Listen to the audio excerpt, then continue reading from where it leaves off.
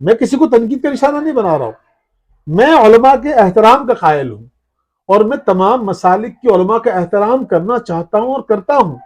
ہماری زبان سے کبھی بھی کسی نے کسی مکتبہ فکر، کسی مذہب، کسی مسلک کے خلاف کبھی بھی ہم نے نازیبہ زبان استعمال نہیں کی۔ آپ دیکھیں، اب یہ علماء کو اپنے گریبان میں جھانکنا ہے، نوجوانوں کو اپنے گریبان میں جھانکنا ہے، انٹلیکچوئلس کو اپنے گریبان میں جھانکنا ہے کہ ہماری زبانیں چلتی ہیں تو اللہ کی پناہ، اور جب ہمارا بس چلے تو ہمارا ہاتھ بھی چلتا ہے۔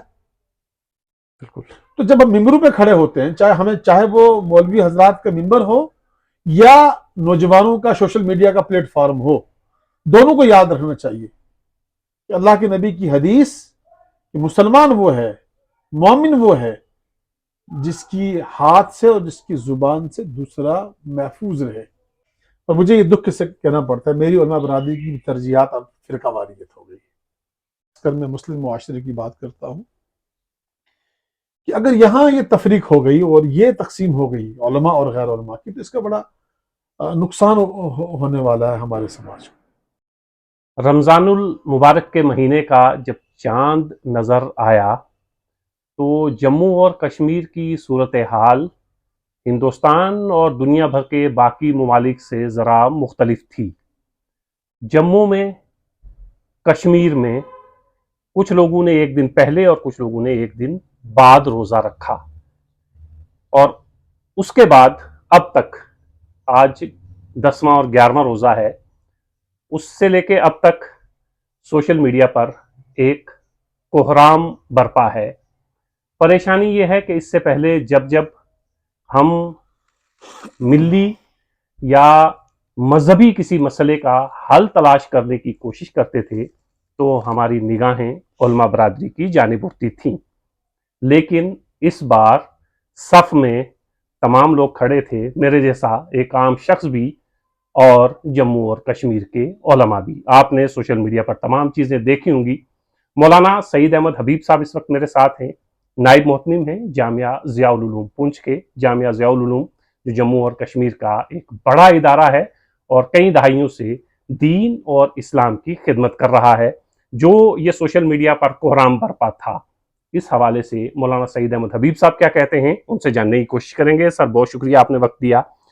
سر پہلے تو یہ بتائیے گا کہ کیا ایسا عالم اسلام میں پہلی بار ہوا کہ چاند کی تاریخ کو لے کر یا چاند کو لے کر یہ جو آپس میں رساکشی ہوئی، کیا پہلی بار ایسا ہوا ہے یا اس سے پہلے بھی ماضی میں ہم نے دیکھنے کو ملا ہے؟ بسم اللہ الرحمن الرحیم۔ سب سے پہلے تو ڈاکٹر صاحب میں آپ کا شکر گزار ہوں کہ آپ نے ایک اہم موضوع پر بات کرنے کا موقع دیا۔ جہاں تک آپ نے بات کی کہ پہلی بار ایسا ہوا یا نہیں ہوا ہے، دیکھیے آپ کو یاد ہوگا کہ اس قسم کا اختلاف پہلے بھی ہوتا رہا ہے، ٹھیک، اور میرے ساتھ ایک سے زائد بار ایسا ہو چکا ہے کہ ہم تراویح پڑھ کے سو گئے اور اس کے بعد پتہ چلا کہ عید کا چاند نظر آ گیا ہے۔ تو اس وقت تو اختلاف نہیں ہوا، اور اسی طرح رمضان کے چاند پر بھی اختلاف ہوا ہے، لیکن یہ بات اس بار جو ہوا، جس پر مجھے بڑا تعجب ہے اور افسوس بھی ہے، کہ دیر رات چاند نظر آیا، اس کا اعلان ہوا اور اس پر اختلاف ہو گیا، اور جس کے بعد آپ نے دیکھا کہ جو کچھ ہوا اور ہو رہا ہے، جو انتہائی میں سمجھتا ہوں پریشان کن بات ہے ہمارے لیے، ہمارے سماج کے لیے، ملت کے لیے، اور خاص طور سے ہماری ریاست کے لیے۔ ایسا نہیں ہونا چاہیے۔ صحیح صاحب، یہ بتائیے گا کہ چلیے، یہ جیسے آپ نے بتایا کہ آپ کی ہی زندگی میں بہت بار ایسا ہو چکا ہے اور ماضی میں اس طرح کی چیزیں ہوتی رہی ہیں، لیکن جب ہم کسی مذہبی مسائل یا مسئلے کی طرف رجوع کرتے تھے یا کہیں پریشان ہوتے تھے تو ہم علماء برادری کی طرف آتے تھے، لیکن اس بار چونکہ سوشل میڈیا ہے، اس سے پہلے سوشل میڈیا نہیں تھا، کشمیر میں کیا ہو رہا ہے، جموں میں کیا ہو رہا ہے، دلی میں کیا ہو رہا ہے، پونچھ میں، راجوری میں کیا ہو رہا ہے، تو زیادہ لوگوں کو اس کی خبر نہیں ہوتی تھی، لیکن اس بار سوشل میڈیا کی وجہ سے تمام لوگوں کو کے پاس آسانی سے خبریں پہنچ جاتی ہیں۔ جو یہ تمام چیزیں ہوئی اور جو بدتمیزی ہمیں سوشل میڈیا پر دیکھنے کو ملی، کیا آپ کو نہیں لگتا کہ علماء برادری بھی کچھ حد تک اس کی ذمہ دار ہے، یا صرف میرے جیسے عام آدمی ہی اس کے ذمہ دار ہیں؟ آپ کیا سمجھتے ہیں سر؟ دیکھیں ڈاکٹر صاحب، پہلی بات تو یہ ہے کہ ایک معاشرہ جب بنتا ہے یا ایک معاشرے کی جب تشکیل ہوتی ہے، جب ایک معاشرے کی تعمیر ہوتی ہے، اس میں سب کا حصہ ہوتا ہے۔ ٹھیک، یہ ممکن نہیں ہو سکتا کہ ایک اچھے معاشرے میں صرف کسی ایک طبقے کا کردار ہو، یہ ممکن ہی نہیں ہے۔ تو جب ایک معاشرہ بننے میں سب کی حصہ داری ہوتی ہے تو بگڑنے میں بھی پھر سب کی حصہ داری ہے۔ ٹھیک، جہاں تک آپ نے جو بات کہی ہے، میں سمجھتا ہوں کہ جو کچھ ہم نے دیکھا ان دنوں میں اور جو کچھ ہمارے سامنے ہوا، یہ میرے لیے کوئی خلاف توقع چیز نہیں ہے، ٹھیک، یہ متوقع تھا۔ اس لیے کہ ماضی میں اگر ہم دیکھیں، پچھلے 10-20 سال کی اگر ہم بات دیکھیں، جس طرح سے اختلاف کو مخالفت میں بدلا گیا اور جس طرح سے اختلاف میں احترام کو بالا طاق رکھ دیا گیا، تو بالآخر اس کا نتیجہ یہ ہونا تھا کہ عوام کا علماء سے بدظن ہونا ایک فطری بات لگتی ہے مجھے۔ ٹھیک، میں یہاں پر کسی ایک کو مورد الزام نہیں ٹھہراؤں گا۔ ہو سکتا ہے سامعین کو میری بات سے اختلاف ہو، اور پورا حق ہے سننے والوں کو کہ وہ میری بات سے اختلاف کریں یا میری بات پر اتفاق رکھیں، یہ ان کا حق ہے۔ لیکن انصاف کے تقاضوں کو اگر پورا کیا جائے اور بات کو اگر منصفانہ طریقے سے کی جائے، تو میں سمجھتا ہوں کہ جہاں انٹلیکچوئلز پر، یوتھ پر یا سماج کے باشعور طبقے پر جو بہت بڑی ذمہ داری ہے، اس سے کجا زیادہ ذمہ داری علماء پر ہے۔ ٹھیک، کیونکہ علماء کا جو فرض منصبی ہے وہ قیادت کا ہے، وہ امامت کا ہے، اور قوم کو علماء پر اعتماد ہے، اور قوم جو ہے وہ علماء کا احترام کرتی ہے۔ تو اب اس احترام کا بقا کیسے ہو، یہ ذمہ داری بھی علماء کی ہے۔ بالکل، یہ انصاف کی بات میں کر رہا ہوں۔ میں اس کہنے میں کہیں کوئی میرا لب و لہجہ ایسا نہیں ہے کہ میں کوئی تنقید کر رہا ہوں یا کسی کو نشانہ بنا رہا ہوں۔ میں خود مولوی برادری سے ہوں، اور میں سمجھتا ہوں کہ علماء کی مشکلات کیا ہیں، ان کے مسائل کیا ہیں، ان کا مقام کیا ہے، ان کا مرتبہ کیا ہے، ان کی خدمات کیا ہیں، اور کن مشکل حالات میں وہ ملت کی خدمت انجام دے رہے ہیں، یہ میں سمجھتا ہوں۔ لیکن ان تمام کے باوجود جو اخلاقی ذمہ داریاں علماء کی ہیں وہ دوسروں سے کجا زیادہ ہے۔ صحیح صاحب، ایک چیز ذرا یہ سمجھائیے گا کہ کشمیر میں ایک میٹنگ ہوتی ہے اور اس میں تمام مکتبہ فکر کے لوگ اکٹھا ہوتے ہیں اور اس میں ایک ڈیسیزن دیا جاتا ہے۔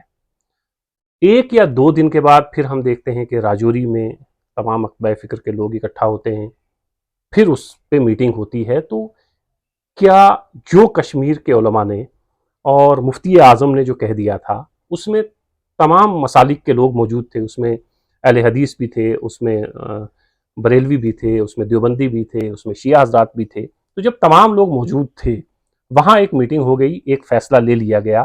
اس کے بعد دوبارہ پیر پنجال کے علماء کا اکٹھا ہونا یا جموں کے علماء کا اکٹھا ہونا، کیا یہ سامنے نہیں آتا ہے کہ جموں کے علماء اور کشمیر کے علماء 2 حصوں میں تقسیم ہو گئے ہیں؟ ڈاکٹر صاحب وہ تو آپ نے دیکھا، وہ تقسیم تو ہو گئی۔ میں زیادہ اس پر بات اس لیے نہیں کرنا چاہتا ڈاکٹر صاحب کہ اس پر اتنا زیادہ بولا جا چکا ہے، اور سوشل میڈیا پر جو کچھ اس کا ری ایکشن آیا ہے۔ آپ نے جس طرف بات شروع کی تھی، چاند نظر آیا، چاند نظر نہیں آیا، چاند پہلا تھا یا دوسرا تھا، یہ بحث اب میں سمجھتا ہوں کہ جو کچھ منظرنامہ تبدیل ہوا ہے، اس تبدیل شدہ منظرنامے میں میرے لیے اب یہ موضوع اہمیت کا نہیں رہا۔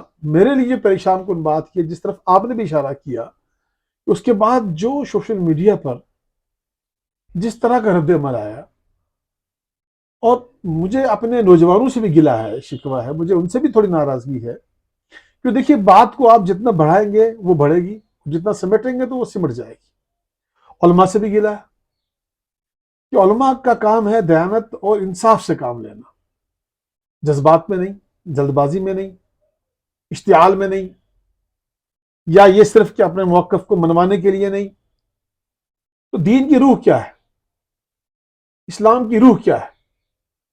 کہ آپ منصف مزاج ہوں، بالکل، اور آپ کو جو لگے جو صحیح ہے، دیانت کا تقاضا پورا کریں آپ، امانت کا تقاضا پورا کریں آپ، اور جو آپ کو صحیح لگے، گو وہ آپ کے موقف سے میل نہ کھاتا ہو، لیکن دین و شریعت کے لیے آپ وہ بات کریں جو حق بجانب ہو، جو انصاف کے قریب ہو.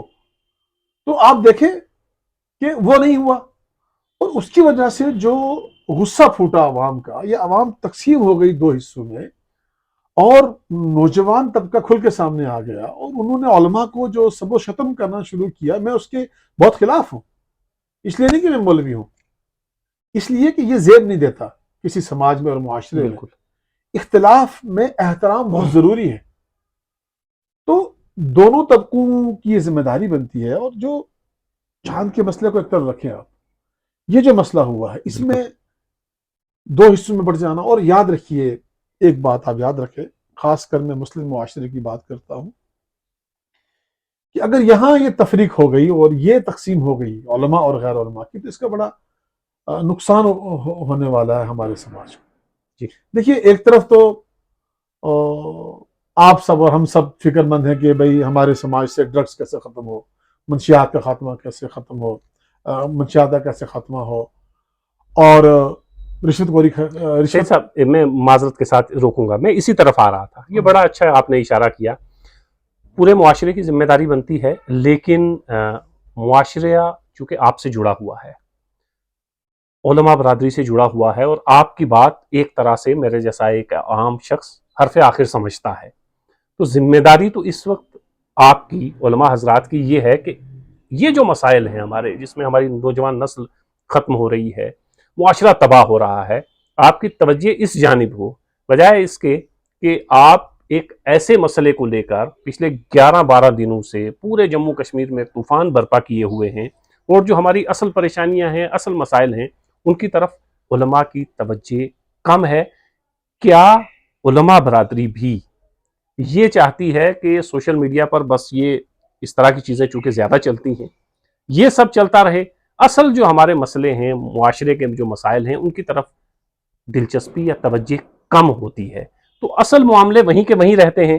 علماء بھی وہی سب کچھ کرنے لگی ہے جو ایک 18-20 سال کا ایک لڑکا کرتا ہے، جس کی امید کم سے کم علماء سے عام آدمی نہیں کرتا ہے. سر ڈاکٹر صاحب ترجیحات کا فرق ہے، آپ کی ترجیح کیا ہے؟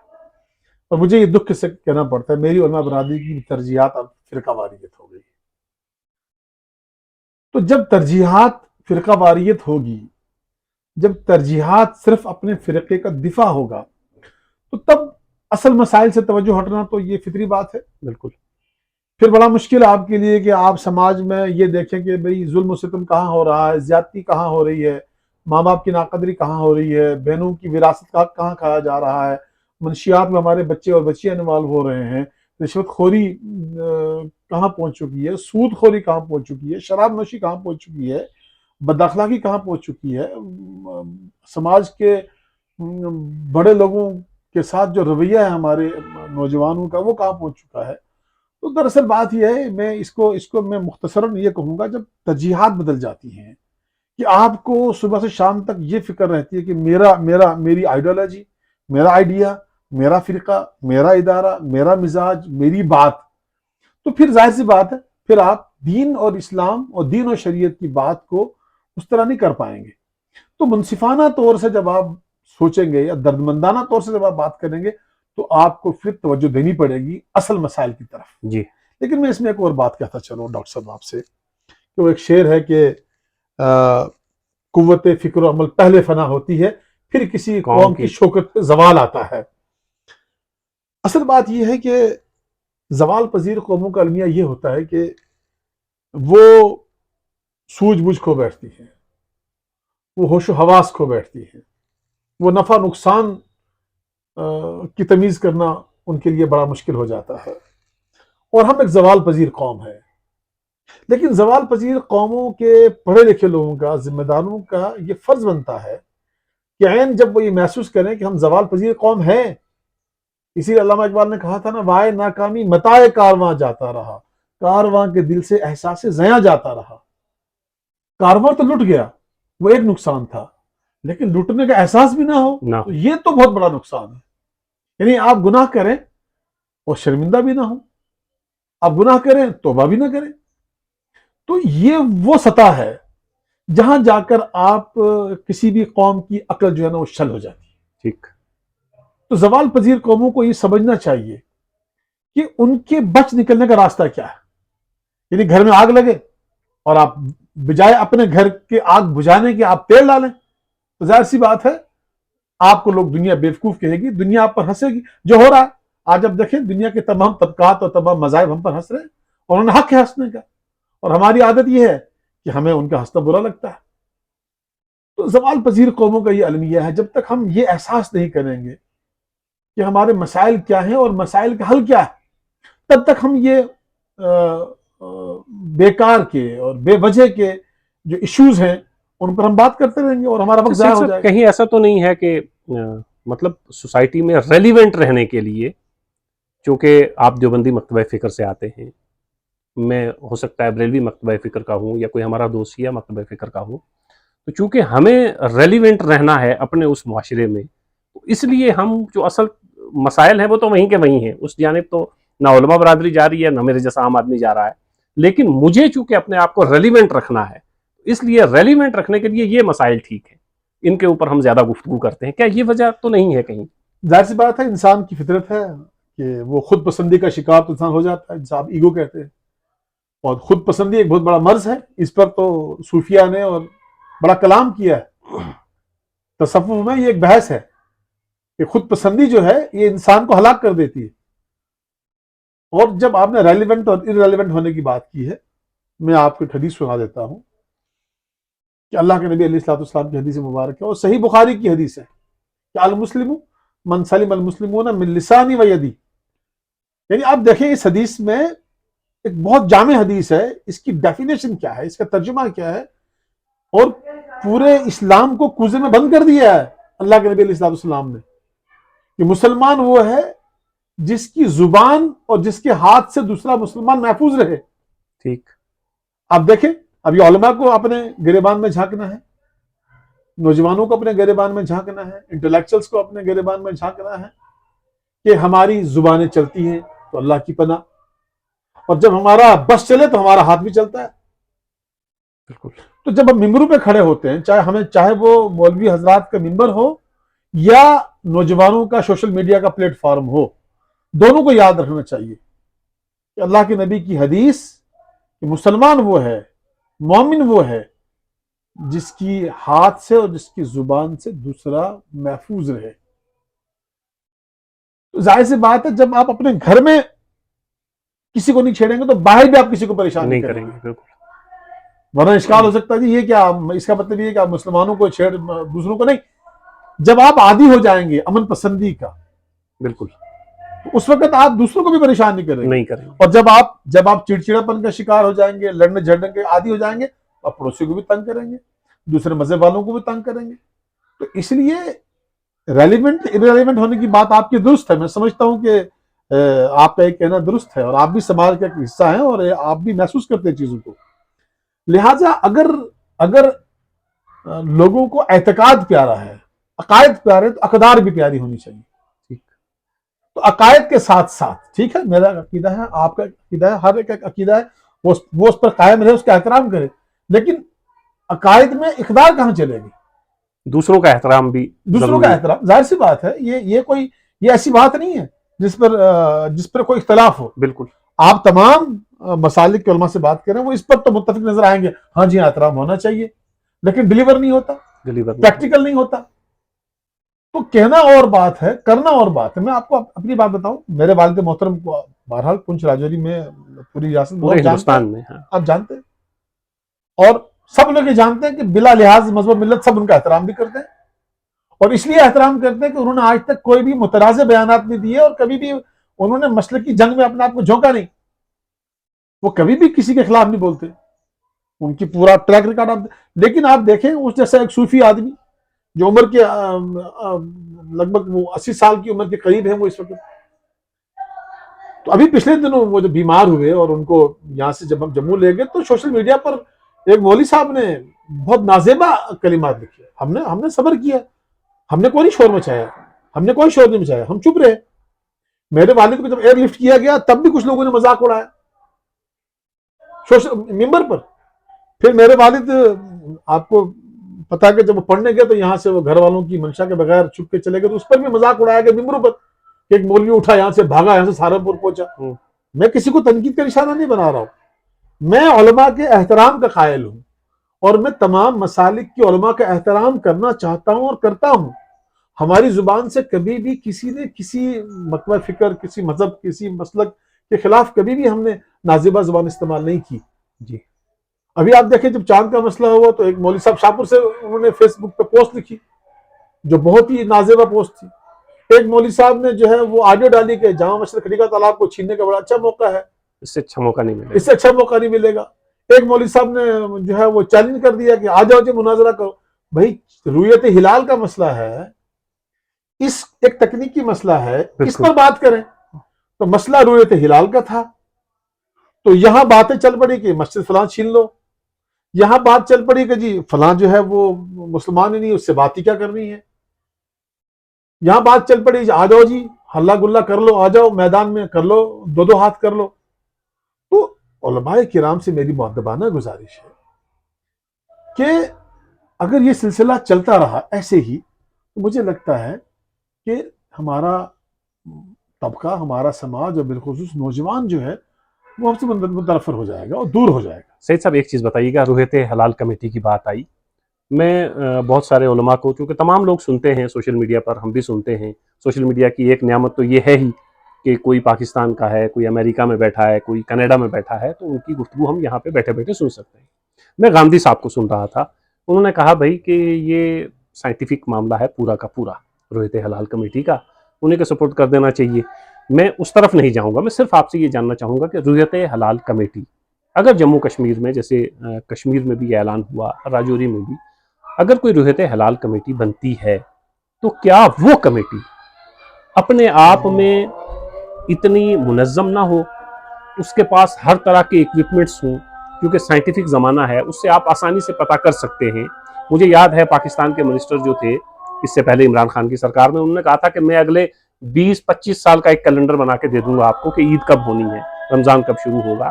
تو کیا ضرورت نہیں ہے کہ جموں کشمیر میں علماء یہ پہل کریں, ایک کمیٹی بنے, لیکن وہ کمیٹی پھر انحصار نہ کرے پاکستان پہ یا دلی پہ, اس کے پاس اپنے ایکوپمنٹس سائنٹیفک طریقے سے جانچنے کے ہوں کہ وہ جموں کشمیر میں ہو اور وہ اعلان کر سکے. کہ اس کی ضرورت نہیں ہے؟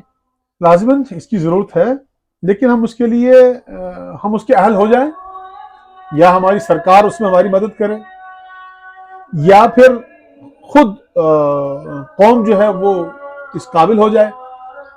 جہاں تک آپ نے بات کی ایکسپرٹس کی, تو ظاہر سی بات ہے اس پر علماء کو اختلاف نہیں ہے. جو ماہرین فلکیات ہیں یہ ان کا کام ہے, اور ہمیں ان سے مدد لینے میں کوئی آر محسوس نہیں کرنی چاہیے. ظاہر سی بات ہے یہ ایک سائنٹیفک مسئلہ بھی ہے, دینی مسئلہ بھی ہے. تو یہ علماء اور جو ایکسپرٹس ہیں وہ مل بیٹھ کر علماء سرپرستی کریں, اس کی نگرانی کریں, اور ایکسپرٹس جو ہے اس میں کام کریں. تو مجھے لگتا ہے کہ یہ مسئلہ دقت یہاں آئے گی کہ آپ نے ایکوپمنٹس بات کی, آپ نے بات کی کہ وہ آلات ہونے چاہیے. بالکل ظاہر سی بات ہے کہ بغیر آلات کے کوئی کمیٹی بنے گی وہ برائے نام ہوگا, اور پھر اس پر تنازع کھڑا ہوگا. پھر جب رویت ہلال کا مسئلہ آئے گا تو سوال کھڑے ہوں گے کہ چاند کیسے دیکھا آپ نے. تو اگر ایسا ہو جاتا ہے, اگر پوری قوم فنڈنگ کرتی ہے اور ایسے ایکوپمنٹس لاتی ہے, یا سرکار ہماری مدد کرتی ہے, وقف بورڈ اس میں پیش رفت کرتا ہے, انہوں نے اعلان بھی کیا ہے ہمارے یہ. لیکن اس میں ایک بات ضرور کہنا چاہوں گا, جیسے مولانا رحمۃ اللہ صاحب نے فرمایا, چونکہ مولانا رحمۃ اللہ صاحب سے اگر آپ ملاقات کریں گے تو وہ ان معاملات میں بہت ایکسپرٹ ہے, ان کا بڑا تجربہ ہے. میقات الصلاۃ کو ترتیب دینے میں ان کا بڑا کردار رہا ہے, اور وہ بڑے جامع سوچ کے مالک ہیں, اور انہوں نے بڑی فراخ دلی سے معاملات کو ہمیشہ رکھا ہے. تو انہوں نے بھی پچھلے دنوں یہ کہا کہ اس سلسلے میں ہم کو اقدامات اٹھائیں گے. تو میں سمجھتا ہوں اگر اس سلسلے میں علماء کی سرپرستی ہو, علماء کی کنسنٹ لی جائے, اور تمام مسالک کے علماء, میں اس میں یہ کہنا چاہوں گا کہ اس میں ہم میں سے کسی کو بھی یہ تنگ دلی کا مظاہرہ نہیں کرنا چاہیے. میں اگر دیوبندی مکتب فکر سے ہوں, میرے لیے میرے بھائی ہیں, میں ان کو بھائی سمجھتا ہوں, وہ میرے دینی بھائی ہیں. اختلاف ہونا اپنی جگہ ہے, بالکل, اور اختلاف سے خالی یہ دنیا ہو نہیں سکتی, اور آپ کوئی دنیا ایسی بسا نہیں سکتے جس میں اختلاف نہ ہو. اگر آپ اس دنیا کو چھوڑ کے کوئی نئی دنیا بسائیں گے تو وہ آپ کو اختلاف والی ملے گی. تو لہٰذا چاہے اہل حدیث ہوں، چاہے شیعہ ہوں، چاہے بریلوی ہوں، وہ ہمارے بھائی ہیں، ان سے ہمارا کلمے کا رشتہ ہے، دینی رشتہ ہے. اختلاف کے بعد احترام ہے، اور ہم سب کو مل بیٹھ کے اس مسئلے کو حل کرنا چاہیے. اس میں یہ نہیں کہ کسی ایک مسئلے کوئی یہ سمجھتا ہے کہ جی میری بالادستی ہونی چاہیے. میں سمجھتا ہوں بالادستی بھی قبول کی جا سکتی ہے. کم سے کم میں تو اتنا کہہ سکتا ہوں، میں پنچ کے تناظر میں بات کہہ سکتا ہوں. ڈاکٹر صاحب، پنچ میں ایسے مواقع آئے ہیں اور وہ دیگر مکاتب فکر جن سے شاید مجھے اختلاف ہو، لیکن میں نے انہیں آفر کیا ہے کہ آپ قیادت کریں، میں آپ کی قیادت میں چلنے کے تیار ہوں. میں اپنے کم سے کم پنچ کی حدود میں نے ان سے ایک بار ہماری ملاقات ہوئی تھی اپنے دوست امام صاحب سے. میں نے کہا آپ قیادت کریں، میں آپ کے پیچھے چلنے کو تیار ہوں، مجھے کوئی پرہیز نہیں ہے آپ کے پیچھے چلنے میں. تو جب تک کہ نا ہم اخلاق کا مظاہرہ نہ کریں، انصاف کا مظاہرہ نہ کریں، تو یہ معاملات حل نہیں ہونے والے ہیں. ٹھیک. اور میں ایک بات کہہ دوں آپ کو، اللہ کے نبی علیہ الصلوۃ والسلام کا سب سے نمایاں وصف تھا وہ اخلاق. اور قرآن مقدس نے فرمایا انک لعلی خلق عظیم، یا نبی آپ تو کمال کا اخلاق رکھتے ہیں. اور یہاں تک لکھا ہے مورخین نے کہ اللہ کے نبی علیہ الصلوۃ والسلام اتنے بااخلاق تھے کہ چھوٹا بچہ بھی انگلی پکڑ لیتا تھا تو جہاں تک وہ بچہ لے جانا چاہتا تھا اللہ کے نبی وہاں تک جاتے تھے، جہاں وہ انگلی چھوڑتے تھے وہاں سے اللہ کے نبی علیہ الصلوۃ والسلام واپس آتے تھے. تو ہم اس نبی کی امت ہیں جس نبی کے اخلاق کا ذکر قرآن کر رہا ہے، اللہ کر رہا ہے عرش اعظم پر بیٹھ کر. اور جس کی حدیث یہ ہے کہ مسلمانوں وہ ہے جس کی زبان سے اور جس کے ہاتھ سے دوسرا مسلمان محفوظ رہے. تو یہ کیسے ہو سکتا ہے؟ ابھی پچھلے دنوں یہاں شب برات پر کیا ہوا، جس طرح ڈاکٹر طاہر القادری صاحب کو پادری کہا گیا. مجھے خود وہی بتا دے کہنے والے کہ قرآن و سنت کی روشنی میں ایک آدمی کہیں دور بیٹھا ہوا ہے، وہ ایک اسلامی اسکالر ہے، وہ جیسا بھی ہے، مجھے بھی ہو سکتا ہے اختلاف ہو ان سے، لیکن ان کا ایک علمی قد ہے، علمی خدمات ہیں. بالکل. سب کی علمی خدمات ہے، سب کی علمی خدمات ہے، سب کا کام بولتا ہے، سب کا دائرہ کار ہے، سب کا احترام ہے، سب کا مقام ہے. لیکن میں یہ چاہوں کہ آپ کا احترام نہ ہو، میرا ہو، یہ خلاف فطرت بات ہے جو قبول نہیں کی جا سکتی، جسے کوئی قبول نہیں کرے گا، نہ ہمارا سماج، نہ معاشرہ، نہ آج کا نوجوان اسے قبول کرے گا. تو مولانا طارق جمیل صاحب کو دیکھیں، وہ بریلویوں کے ہاں جاتے ہیں، وہ شیعوں کے ہاں جاتے ہیں، وہ اہل حدیثوں کے ہاں جاتے ہیں، وہ ہر جگہ اپنا محبت کا پیغام، وہ تو غیر مسلموں کے مندروں اور گردواروں میں جاتے ہیں، اپنا پیغام لے کے وہاں جاتے ہیں. تو ایسا آدمی جو کبھی نفرت کے بول ہی نہ بولے، جو کبھی اختلاف کی بات ہی نہ کرے، آپ اس کو طارق جمیل سے طارق ذلیل کے ہیں، تو اس سے گاڑی چلے گی نہیں، اس سے جو ہے نا وہ بات بگڑ جائے گی. اور بہرحال جہاں تک بات ہے راجوری میں جو علماء جمع ہوئے، میں سمجھتا ہوں یہاں تک، آگے کیا ہو دوسری بات ہے. میں کسی بھی اختلاف والی بات میں پڑھنا نہیں چاہتا، لیکن میں مبارکباد دینا چاہتا ہوں. میں بریلوی برادران کو، بریلوی مکتب فکر کو، ان کے ائمہ کو مبارکباد دینا چاہتا ہوں کہ کم سے کم مینیمائز اتنا ہوا کہ آپ بیٹھے، ہم بیٹھے، تو یہ ایک اچھی شروعات ہے.